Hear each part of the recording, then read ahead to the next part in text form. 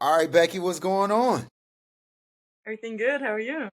Man, I'm good. Thank you for joining me today on this beautiful Sunday. Well, in your case, it's a beautiful Monday, right? But I find you very interesting, especially your story and what you had to recently overcome. And I know we'll get into that, later in the conversation. But I want to jump into because it's always fascinating to talk to athletes that play another sport in another country, but just to kind of get a gauge of their mentality, but even their backstory, how they fell in love, with our American sports. If you could kind of share with everyone where you're from and the sport that you play, and then we can kind of build from there if you don't.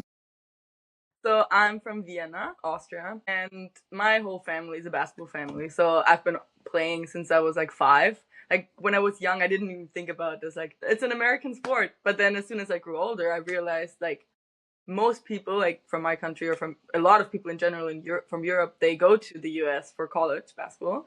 So it was like soon like it turned into a goal that I want to play college basketball at one point. And but yeah, I've been in the gym since I was like 5. Like I said, my dad is a basketball player, and like my sisters, they all play. So it was So you're technically born with a basketball in your hand.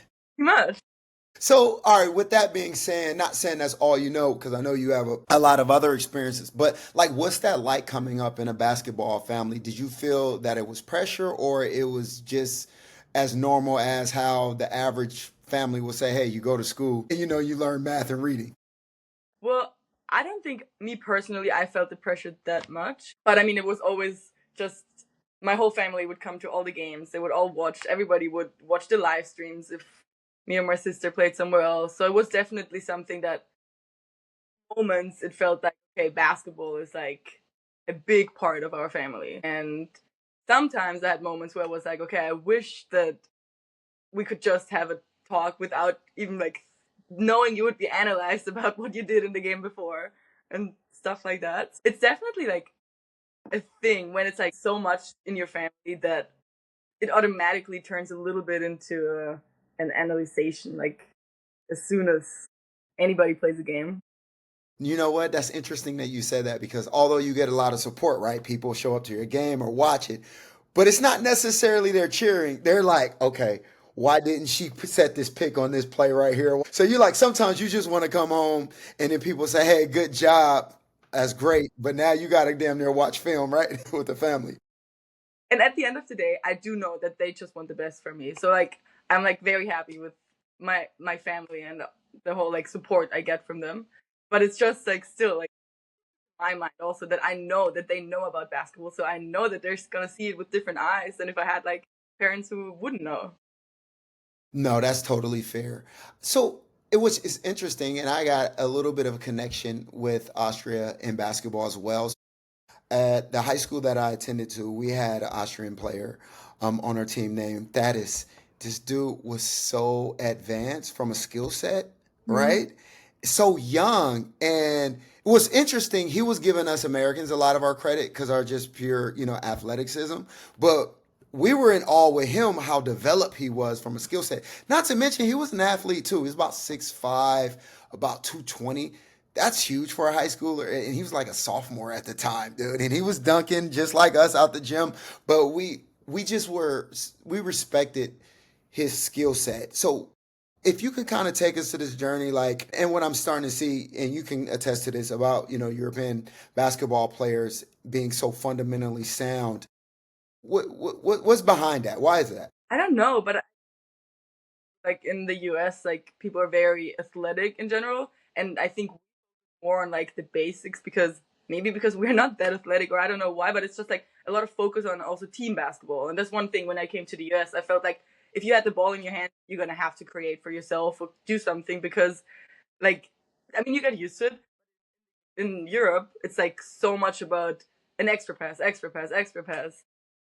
That's just like such a different game in the sense. And also with like the shot clock, we have like 24 seconds from like since you're like under 14, you have to like make sure you play like just a different game. And then when I came to the US and I watched high school basketball and like I saw like they took like a whole minute and I was just like, what is going So are you saying that our amateurs should be already playing with a shot clock? I don't. I like preferred watching when the game was faster. And then what one thing I realized also when I got to college that like defensively, I feel like we did like in Europe, like, people had more like a fundamental like defense. Like we knew where we had to stand, all that. In the US, it was more like, are you quick enough to get the ball, or like, can you jump high enough to block? It was not as much like I don't know how to put it in words, but No, I get it. You guys were more strategic about positioning, passing, the flow of the game. Not saying we weren't in the States, but we, like you said, sometimes you overlook things, the small things when you're so athletically gifted and you can kind of make up in those areas, which is, I totally understand. But to have a long, prosperous career, at some point you better learn the fundamentals and learn how to master them quick. And I think that's might be one of the reasons why we're starting to see more European dominance on the basketball scene. So what I want to understand with you is when did you identify that like, hey, I'm actually good at this sport and I can actually take this to the next level? I would say probably it started when you were like 12, 13, and you realize, okay, like you started playing with boys when you were under 10, and then just realize, okay, like there's not that much competition for like girls in Austria basketball. And then you start to compete internationally, play some games against other countries, and you realize you can compete. And then you see that probably if you stayed in Austria, you wouldn't be able to like grow as much as a player. That usually happens, I would say, for most people around when they're like 14, 15, when they can see that they have the talent to go overseas or go to a different place. Makes sense. And so, because you were so well developed, because of just your family background, was that a big moment for you, or you just kind of was like, all right, well, this is just part of the process. What's next? Well, I went to Germany first for a year after high school in Austria. And I mean, it was a big thing. And I just like always appreciated it that because of basketball, I'm able to travel and to.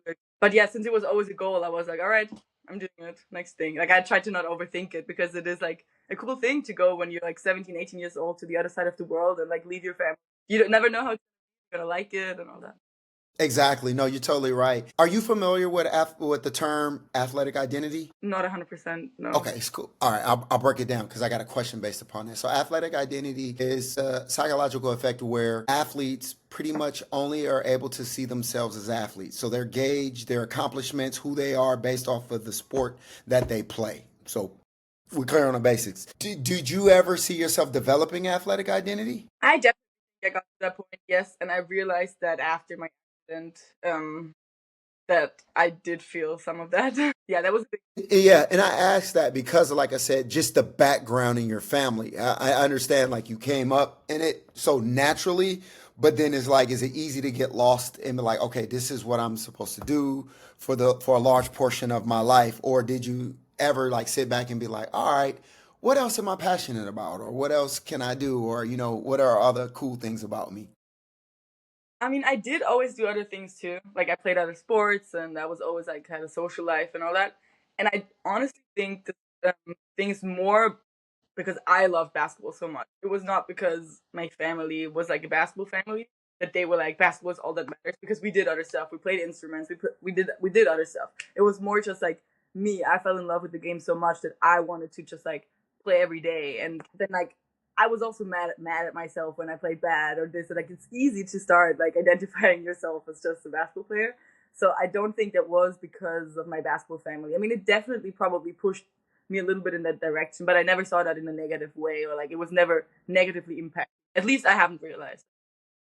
No, that's fair. That's fair. So if you could kind of like take us through the journey, because I know you mentioned briefly that you've already at a very young age, you got the opportunity to play in different areas, different countries. So, you know, you started off very young, 5, and then of course, I know you guys' high school and middle school system is different from how it is in the States, but kind of take us on that journey of, where you started and all the way to where you're at now. Yeah, so in Europe, it's like you play in clubs. You don't play at your school. So that's what I did my whole life from like 5 up until the point where I left. And I started to play with like the first league team back home when I was a teenager before I went to go and leave the country. But like I said, basketball in Austria is not where basketball in other European countries is at, or in the States, obviously. It's just more, you play it more for fun, and they're trying to build the first league, and I think we're on a good way to like build something in Austria, but it's still just not there yet. So that's why I was like, all right, I want to go to the US, but I didn't really know that much about college basketball at that point. So I met people from Germany, and I was like, okay, let's go there for a year because basketball in Germany is better than it is in Austria. Yeah, it's a big deal out there. So I was Definitely. all right, let's do that. And I had an interesting experience there because I practiced with the first division team. I was like 17, and I was not ready to play for the first league team. So I also played with like the second team, and I just had a rough time adjusting to the professional life because I came to a new city, and like it was like a small city, and the players from the first team were all professionals in their 20s, so I didn't relate to them as much as I would have to like people in my age. And the girls in my age, they pretty much all had their own life, and just it was like I was like in between, and I struggled with the fact of just practicing twice a day, being somewhere where I don't have my friends, my family, and but it really prepared me well for then going to the States, because then I came to the States and everybody was in the same boat as I was, and there were so many athletes, international people from everywhere. So it was like, and I always thought back, okay, you survived your year in Germany, like this is easy for you. And then, yeah, after playing that year in Germany, I also think like I grew as a basketball player. Then I was like, all right. I had a friend playing in Florida. She was like, you want to come play here? We need a point guard. I was like, yeah, sure. And then, yeah, an amazing time. I loved my years in Florida. I was there 6 years in total, and it was an amazing time. Wait, time out, time out. You got an opportunity to play in Florida based on a relationship like, hey, we're missing a guard. Hey, we need somebody. You was like, all right, I'll give it a shot. Pretty much, yeah. Because I still didn't really know what to do, and I was never big on I want to go to a big school because like I didn't even know anything about that stuff. And then because I feel like now everybody's talking about it a lot more. Like over the last years, like even college basketball, it's just Austria, people talk about it way more than they did years before. So back then, like nobody knew and didn't know what all the leagues are, like all that different stuff. So I was just like always had in my mind I want to go. And then this friend, she has been playing there for years, and she just texted me once and was like, "We need a point guard." Okay. And I talked to the coach. Well, that's good to have good friends. So it seems like your whole mentality was like, hey, I just want to play the sport wherever the sport lands me, whatever state, whatever country, whatever school, then I'll take it from there. But now as you look back, you're starting to realize like, oh, this sport has taken me pretty much all over the world. I met amazing people and got these opportunities. That's awesome to be able to look at it that way. That's why I'm always fascinated with people from other countries that get the opportunity to travel. Like I said, my background is football, and I know that the sport is starting to expand, but we never got really any opportunities to play the sport outside of the states. Yeah. I know we have a Canadian league, but that's usually once you hit the professionals level if you don't get an opportunity to play at the NFL. Although I did have a friend who played in Australia, but it wasn't a league. I believe it was kind of like an all-star tournament, but he was there for like a couple weeks. He said it was an experience of a lifetime, but we don't get that opportunity in that sport. And hopefully that changes. I think globally all of us should be playing each other's sports, and getting that opportunity. Yes. Okay. Well, you got a chance, you played in Florida. What school was that? First, I played at Florida Southern College, and then I transferred to Southeastern University. Okay. Now, and as you're playing, you're experiencing all these things. You're experiencing different styles of play, and you're also experiencing different cultures Mm-hmm. as well. Take us on that journey, because if I'm not mistaken, is Southern Florida is that a HBCU? No, Florida Southern. No, it was actually like a lot of different internationals. So it was, it was cool. Like because I didn't know like how it is gonna be. Like I've never even visited the US before, so I was super curious. Because like of course like in Europe you have like people have before, so like they tell you like their experiences from traveling there and all that. So, but you never know until you're there how you vibe with the environment and the people and everything. But I also think like being at a school, you don't get the real experience. I was surrounded by so many Europeans and South Americans and not like just US Americans. But I loved it. Also like the playing style because we had so many Europeans was like it changed every year. But like in the beginning, like I told you before, it was kind of like a little bit hard to get adjusted to a different playing style. Also like the physical part, I would say was a big thing because back home, I felt, for example, like if you guard someone in defense, like they wouldn't call immediately a foul back home. But then I got to the States and they would just like, you were not allowed to have your hand on the person. And it was like so many things you had to like readjust from your Yeah. game. And we got a little bit softer over here in the States. We used to be a lot more physical way back in the day, but we kind of softened this thing up. So it seems like, and let me know if I'm wrong, but it seems like your, I don't even want to say struggles, but growing pains to adjust coming to play in the States wasn't necessarily a culture shock. It was more of just adjusting to the playing style. Well, I had culture shocks as well, but no, the playing style was also like a big part of it. Nice. And how was school? Because I mean, you're still an amateur, so you had to go to school. How was it adjusting from a school standpoint? Well, school was very easy for me because I felt like most of the things I had to learn in college I already learned in high school back then. Like it was like, and then I talked to other Europeans and they were like, they kind of felt the same, especially like in your first year in the States. Like you take a lot of classes from different subjects. Like I had to take math, that although I wanted to study psychology. So like I learned things in maths. I learned that like 3 years ago. So it was kind of like, it made it easier because I didn't have to spend so much time studying. But yeah, it was interesting because like at home you do your bachelor's in most cases in 3 years. So I knew okay, if you have to do it there in 4 years, it's probably just like made it like a little bit easier to like. Us Americans, we got to step it up on the education tip. It's all good. No, I get it. I totally get it. I love it sometimes because back home, when you go to university, you have to study for 3 months and then you have to Hmm. write one huge exam, for example. And in the States, you just had like a small little test every week, which it felt like it was easier, but at the end of the day, you might still know the same things. It's just a different approach to learning. So in some way, I really liked it also. It was just, yeah, just like different. That's fair. That's fair. So I got to ask you then, what American food did you end up falling in love with? Say that again. What American dish did you end up falling in love with? Well, I'm vegetarian, so I don't know. Okay, well, first of all, that's a good thing. You're vegetarian. You want to eat healthy, but it's so many good unhealthy choices I know. for you to choose from. Wasn't vegetarian, so I enjoyed the food more when I wasn't vegetarian because then, like you said, all the places like Chick-fil-A or places like that I used to like, but then as soon as I got vegetarian, my options kind of like went down.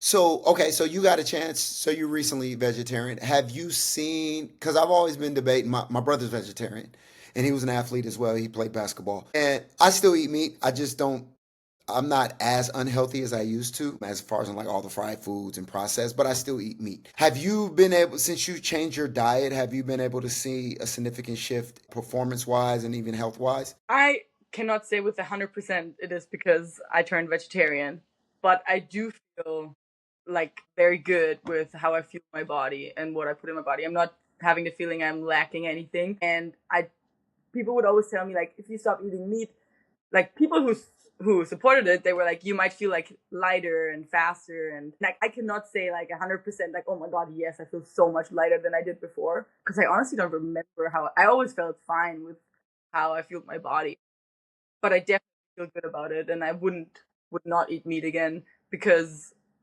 yeah I don't know it feels good how I nourish my body so. So you feel like you're not missing out. You don't see yourself going coming back. Shout out to you. That's awesome. That's awesome. Okay, so I want to shift gears a little bit, and because you've experienced something that pretty traumatic, and usually it will sit people down and not allow them the privilege of being able to play. But you're currently still playing now.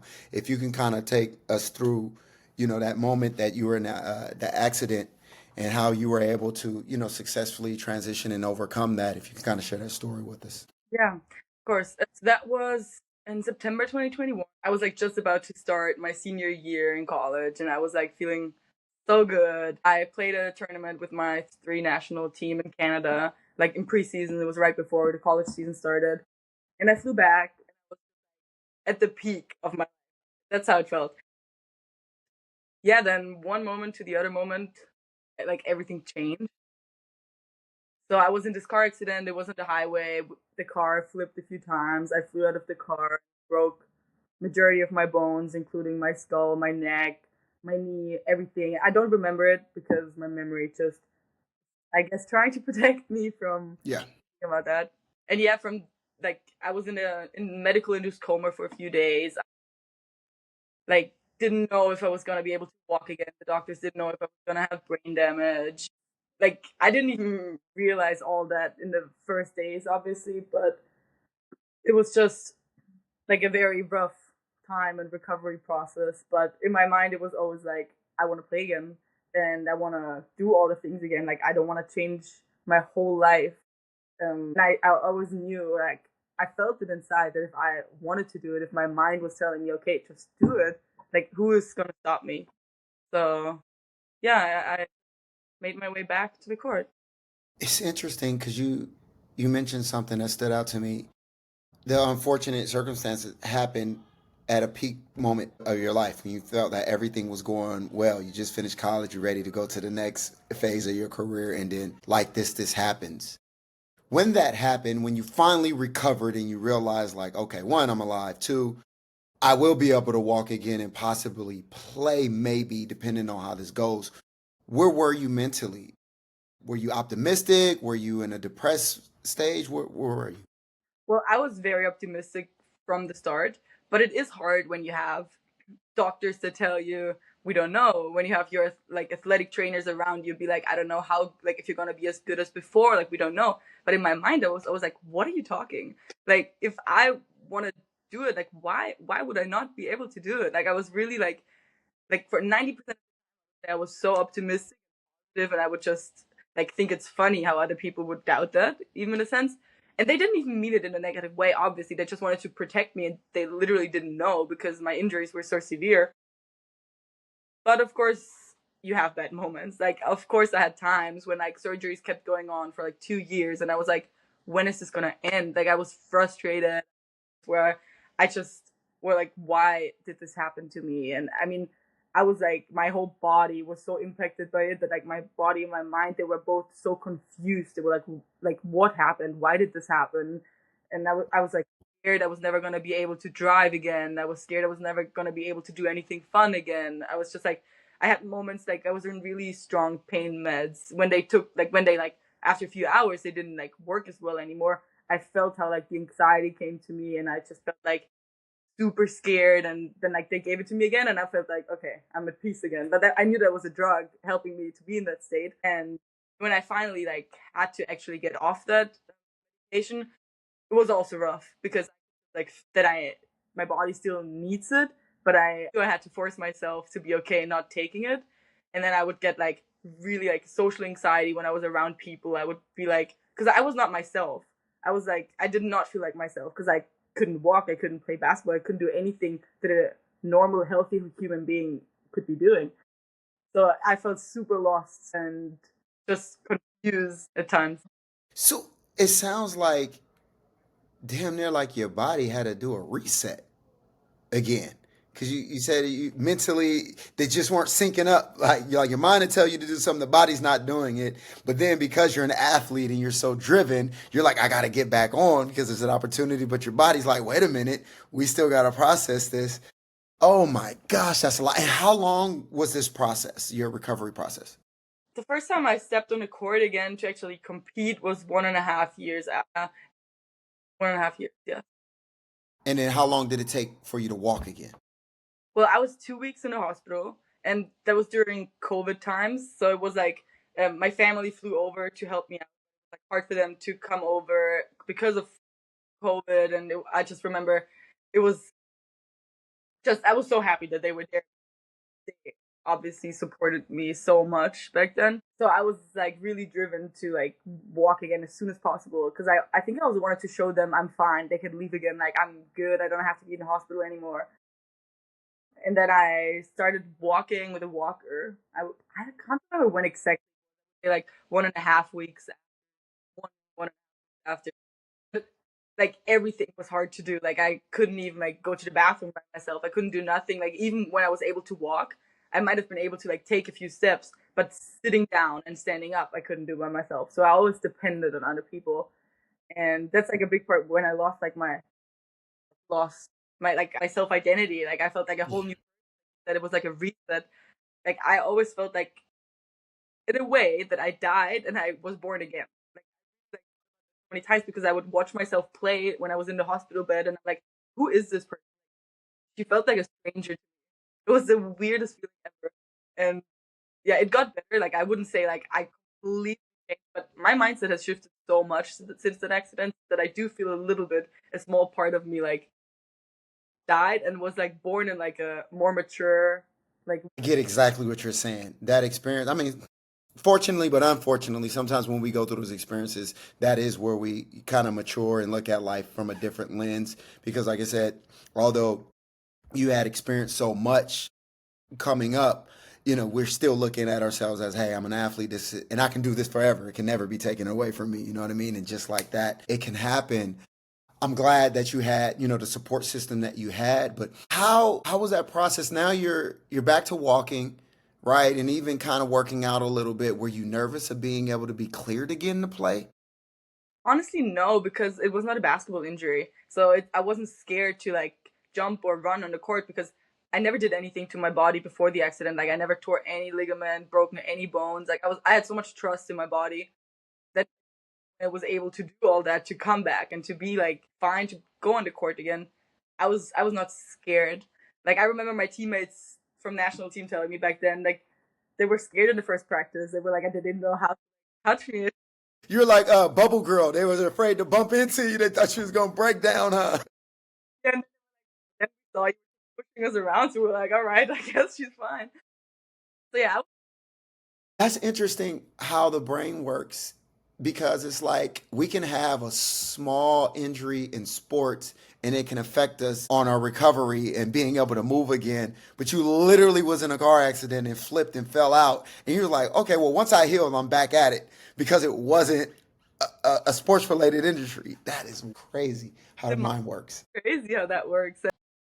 All right, so now you're back playing. And at this point in time, if I'm not mistaken, now you're preparing to be a professional, correct? Yeah, so I had years of eligibilities. I decided to come back one more to like play one more year, my like at college at the school where they were like really supportive and kept giving me my scholarship, although I wasn't able to play, and they were just really um really involved in the whole story. So I was like, okay, I want to get back to them. I want to play for them another year. And it was, yeah, it was great. It was like I felt so good just playing at the school where everything happened and the people there, the way they supported me was just like incredible. I can't even put it in words. So it felt like so like fulfilling to just play one more Yeah. year. Yeah, you got to end a important chapter on a good note. Where usually sometimes people don't get that privilege. It's usually like, hey, we're gonna move on, and you kind of got to figure it out. But at least you got to close that chapter the right way. That's awesome. So now take us to the next transition. What happens next? Yeah, so then over the summer we the 3x3 national team. So that's what I always did, which was really high level basketball. So I knew if I was able to like in my body to like put that type of competition, then I can play any like I don't know. Then I can like push myself to play at like the next level and go Yeah. play pro or something. But I did want to be close to home at that point because I was so far from home for like a long time, and so I decided then to play in the first division back home. Did that for a year, and then my mind goes, okay, I don't want to play in some random country. I don't know if I'm gonna be happy. Like, basketball might be like might be good. I don't know. Like I don't know. You never know before you go to like a country. Your True. agent your contract there, maybe, hopefully, and then you have to see and check it out if you like it. And in my mind, I knew like I don't know if I want to do that because I didn't know if I was going to be happy. And for me, like my mindset shifted so much from the accident that I just want to enjoy. And I know I want to be comfortable. Like I want to feel good about where I go and where I play and where I live. So for me, it was just like I love basketball, but that's what you asked me before. Like I used to identify myself as a basketball player, and then I Yeah. realized basketball can be taken away from me. So my focus shifted, and I was like, what is really important in life? Yes, throwing a ball into like a hoop is important for can be very important also to me. But I realized like life is so much more than basketball. So I was like, I don't want to play just somewhere. I'm gonna do whatever feels right, and that was traveling to Australia. Just seeing how I feel there. If I maybe want to play there, if I get the chance, and if not, then I will find a different solution or like a different option to do. So yeah, that's where I am right now. Just traveling and figuring out what's next in life. That's awesome. And how many seasons are you there so far with Australia? But I just got here a month You ago. just got there. That's what it was. Okay. And so this is a new experience, right? You're a professional athlete at this point, right? So I got to ask, I got several questions to ask, but I always want to get into when someone gets the opportunity to make it to the top level, Yeah. something that you plan to do probably the moment that your mother and dad put a basketball in your hand. What was going through your mind, especially after you experienced what you had with the accident and all of that? Kind of take us there. Like you mean the fact that I was able to do that? Yeah, like you're like, hey, I made it. I am a pro athlete, you know? Yeah. I mean, that's honestly like if you can do what you love and make money with that, that's like the best thing ever. Because who doesn't want to have a job that they love? Um, so it was definitely something I'm so thankful for. And like I think about it so many times when I meet other people and like people that are not athletes or from different sports. In some sports, you can have the level that we as basketball players have, but like not make any money. Or like you can like there's so many different situations you can be in. So I'm just super grateful and thankful that even though as a woman in Austria, like you can't make that, like there is the opportunity to go to other places or to at least live from it. And that's just a like amazing.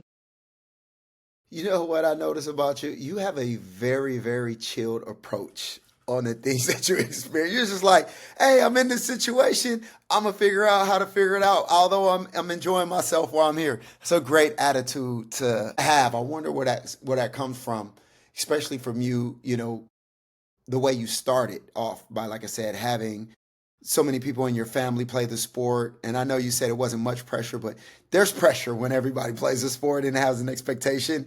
And for you to experience what you've experienced with the injury, living in different countries, to now playing sports, you're like, well, I'm grateful, but hey, it's cool. That's where it came from. Like I think that's what one thing that I realized. I used to be way less chilled, and then since the accident, it's not in my control. Yes, how I react to situations is 1,000% in my control, but what happens to me is not.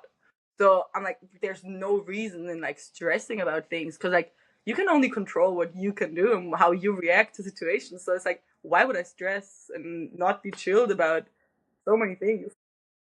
That's a good approach to look at it. Like the accident really just matured you and gave you perspective on certain things that just appreciate in life and where it is. Because just the fact that you were able to make a business decision like, look, I want to play professional, but I don't want to just go to no random place where most people, especially athletes from the States, may not, I don't even want to say have that luxury or that might not be an option. They're like, hey, I'll play wherever someone takes me. But you're kind of like, hey, I want to be selective. I want to play in a better environment. I want to be in a different circumstance or situation. And it actually worked out in your favor. So I commend and I respect that. I want to transition a little bit because a huge segment of my show is finance and financial literacy. So you being a professional athlete and now you get paid to do what you do, how do you look at things from a financial standpoint? Are you comfortably living? Are you struggling? Are you investing? Where, if you could kind of, without getting too much into your business, if you could kind of take us on your journey where you're at with that. Yeah, me personally, never like cared that much about wanting to go somewhere to make a lot of money. So for me, it's like if I play in Austria, like, yes, I can live from it, but I cannot do it for 20 years and then settle. Like, you have to like study and have like a job at one point, another job. Like, you can go to countries where you could make more money, but for me that was just like, money doesn't matter in that sense, because I'd rather, like I said before, I'd rather feel good where I am at and where I play.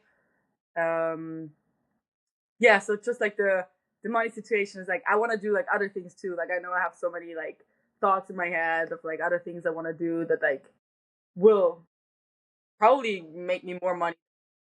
That was going to be my next question. So, how are you leveraging your brand and your platform? Are you making the right connections and relationships? I mean, you are well traveled. So, are you meeting interesting people to kind of set yourself up for what's next?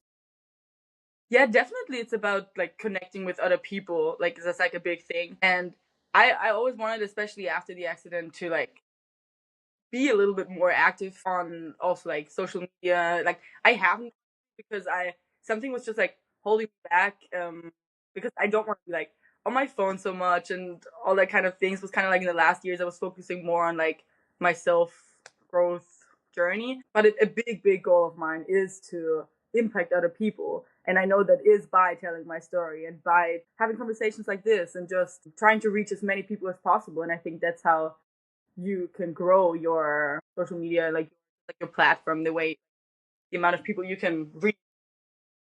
So I'm still like working on figuring out what exactly I want to do with that, because I'm different in the States than like in a little bit. I think in the States they do a really good job with like having like casual conversations and like putting that onto social media and the media in general. Like, I've talked to like some friends of mine who are working in the media, and they were saying it's so cool how they do it in the States, but like making athletes just seem like normal people. Back home, when we have interviews and that we like, you have like a script and you have like, okay, you have this and this and this question, and you just like answer the question, and you seem really dry and cold, and like people relate that much.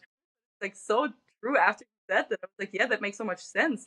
Because I seem like, then I watch myself on an interview on the TV, and I'm like, I seem like so not relatable, like to like younger kids and younger athletes. They see that and they're like, oh yeah, this is just like a professional person. It's not like, oh yeah, I can be that person. Like, she jokes around. She's like, has a personality, if that makes sense.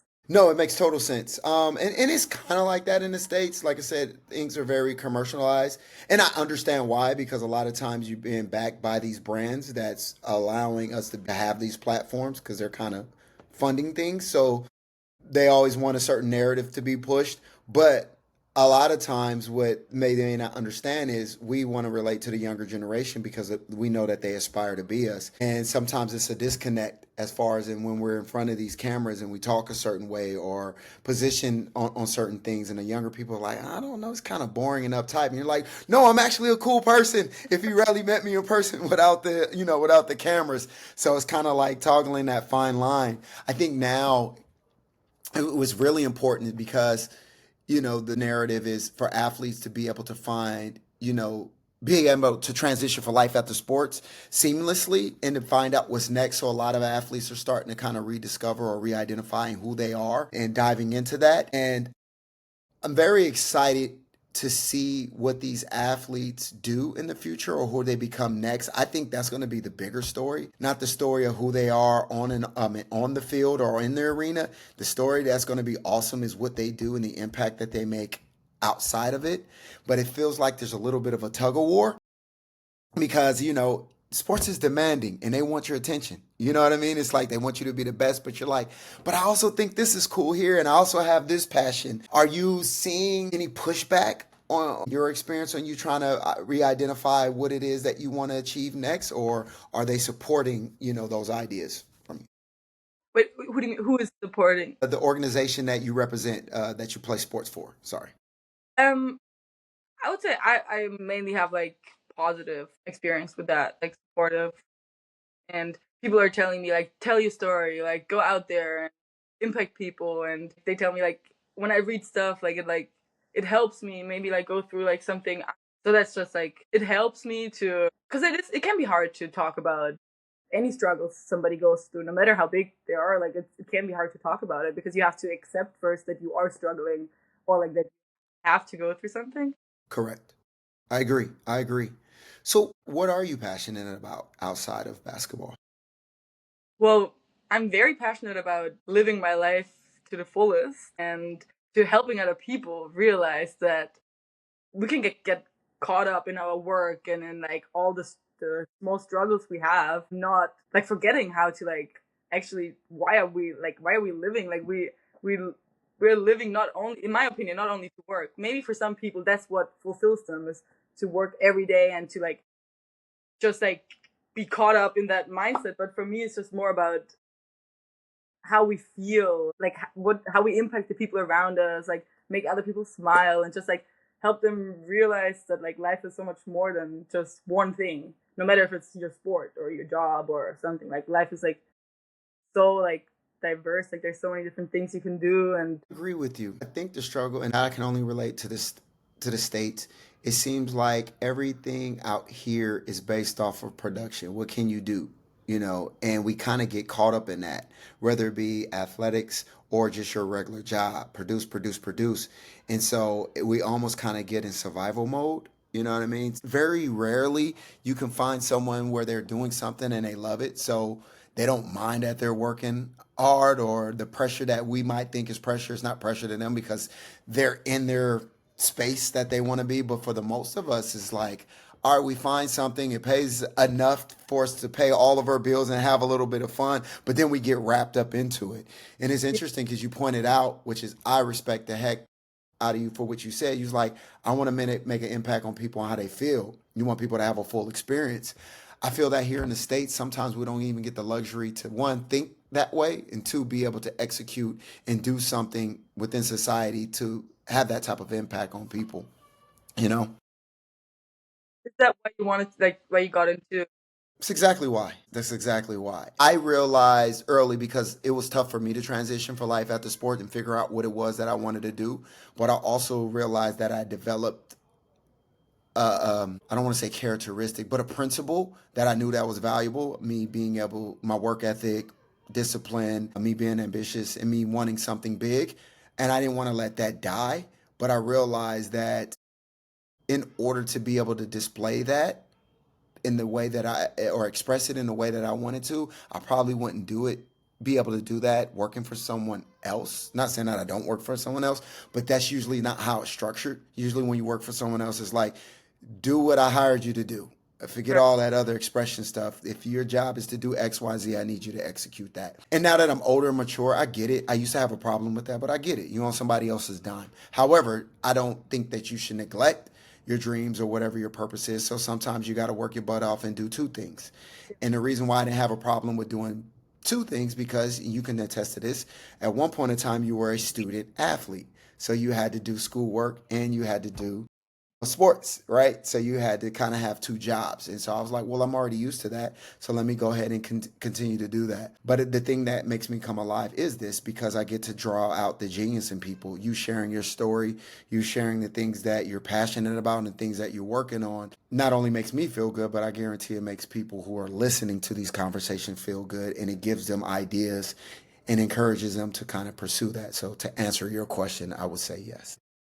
Yeah, no, that's so cool because that's so important. Even no matter if you're three, four different things. If you have something that you're passionate about doing, it makes it so much put effort and time into something because it doesn't feel like putting effort into it. Like as Yeah. much it would not as much as it would be to do something that you don't enjoy doing. You know, you're absolutely right. As for example, like I can do this all day. You know what I mean? So at some point in time, I'll probably get paid to do this all day. But to be honest with you, this kind of keeps me balanced or sane. You know what I mean? It's almost like my unplug. Some people, when they're done or on their day off, they like to go party, go to a bar. Nothing wrong with that. I once did that when I was younger, but I'd rather do this and some Yeah, of the other things that I'm working on. And that makes me kind of, sane, I guess you could say, or level headed. So this is awesome to me. So before I let you go, because I do want to respect your time, I would love for you to kind of share if you have any advice for any up and coming basketball player that's going through their journey, whether they're international or they're in the states. If you can kind of give some words of wisdom or even encouragement on how they should approach being an athlete and just navigating through this world at the same time. yeah. one big thing is believe in yourself. I feel like that's the most important thing. If you don't think it can happen, it's never gonna happen.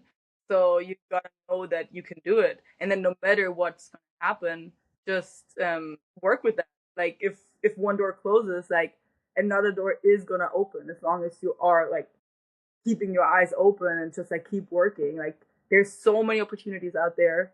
You just gotta see and like look, the world is big. Like there's so many places out there. You just never stop believing in yourself and in what you can do, and just keep working. Like of course, nothing is just gonna happen like this. Like you're gonna have to do something in order to achieve something.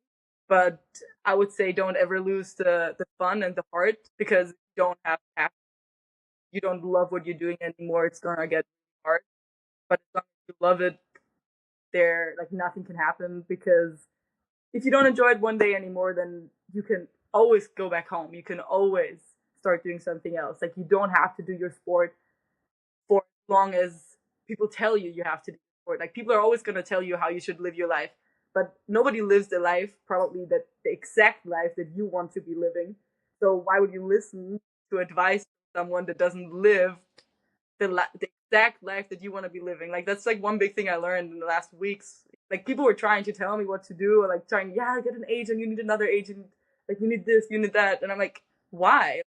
If that's what I want to be doing, just because you would be living your life differently doesn't mean that's the right way for me to live it. So find out what you personally like want to do, and if you don't know it yet, just try things out. Like it doesn't hurt to just like try things, and if you fail and if it hurts, that's part of it. Every person fails, so just keep your head up, and everything will be all right in the end. So it seems like you you follow your own advice or guidance, right? Not saying that you don't take counsel from other people, of course, but it sounds like you're an independent thinker. Were you always like that, or is that something you just recently developed? I think I was always like that, but it definitely got stronger. Like I'm a big believer of like keep growing every year. So like there's never an end of like what things you can learn or how you can grow. Me as a person, like I listen to a lot of advice from other people. I'm just like I think I got more selective of like what I listen to. Like I don't listen to how I should live my life. I think it's more like an option how I could go about this one situation. And if I don't like the option, I'm gonna listen to somebody else's advice and then just see like what suits best for me. But I think the only person that can truly know, and I don't even know myself, like I don't always know what would be the right thing, but the only person that if anybody could know what could be right for me is at the end of the day myself. So there's like no point in like doing whatever, I don't know, your family members tell you to do, or like yes, listen to them and like respect what they say, but like don't just do it just because it was the right thing for them to do. That's fair. That's fair. I like that. That's good advice. Well, listen, before I let you go, if you can kind of share with us where and how people can support you, definitely want to get behind your journey. When does next season start for you? Because you just Well, got here, right? Got there, right? yeah, if I start playing in Australia, then not until April. But if I go back home and play there, it will be as soon as I get back home, December. Okay, okay. And you kind of make a decision if that's what you want to do. But you like being in Australia right now as far as in just living, right? Right now, I do really like it, but I don't know for how long I will stay. All right, awesome. Well, yeah, like I was asking earlier, yeah, where can they find you? How can they support you? Yeah, well, I just have an Instagram. My name Bekki. Other than that, yeah, that's pretty much like I don't know where I'm gonna play, so I don't know which club team I can be supported on, but yeah, that's where I. Well, I'll definitely have them follow you and follow your journey because, like I said, you have a very unique and interesting story. Becky, first of all, thank you once again for being on my platform and allowing me to kind of engage with you and for you to share your story. This was great. So, for everyone else that's watching, this is Coach Jabo, and you just watched another conversation with an athlete. Until next time, y'all, stay positive, stay productive, but most importantly, stay in the present. And we out of here. Becky, thank you.